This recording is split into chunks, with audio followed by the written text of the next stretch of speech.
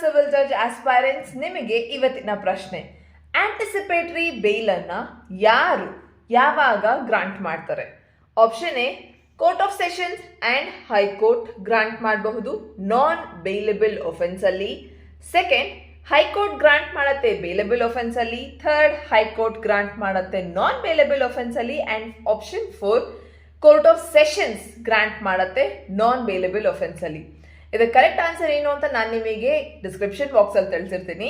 And before that, anticipatory bail section 438 CRPC ಅಲ್ಲಿ ಹಾಗೆ section 482 of BNSS ಅಲ್ಲಿ ಓದಬಹುದು.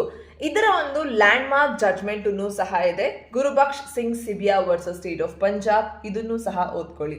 ಈ ಒಂದು ಕ್ವೆಶನ್ ನಿಮ್ಮ ಎಕ್ಸಾಮಿಗೆ ತುಂಬಾ ಇಂಪಾರ್ಟೆಂಟ್ ಆಗುತ್ತೆ. 2023 ಕ್ವೆಶನ್ ಪೇಪರ್ ಅಲ್ಲಿ ಕೇಳಿರುವಂತದ್ದು, ಹಾಗೆ ನಿಮಗೆ ಪ್ರೀವಿಯಸ್ ಇಯರ್ ಕ್ವೆಶನ್ ಪೇಪರ್ಸ್ ಅಲ್ಲೂ ಕೇಳಿದ್ದಾರೆ. ಸೊ ಈ ರೀತಿ ಇನ್ನಷ್ಟು ಕ್ವೆಶನ್ಸ್ ಬಗ್ಗೆ ನೀವು ತಿಳ್ಕೊಳ್ಳೋದಕ್ಕೆ ಹಾಗೂ ಕರ್ನಾಟಕ ಸಿವಿಲ್ ಜಡ್ಜ್ ಎಕ್ಸಾಮ್ಗೆ ಪ್ರಿಪೇರ್ ಆಗ್ತಿರುವಂತಹ ಸ್ಟೂಡೆಂಟ್ಸ್ ನಿಮಗೋಸ್ಕರ previous 5 year question papers solved with explanation ಸಿಗತ್ತೆ.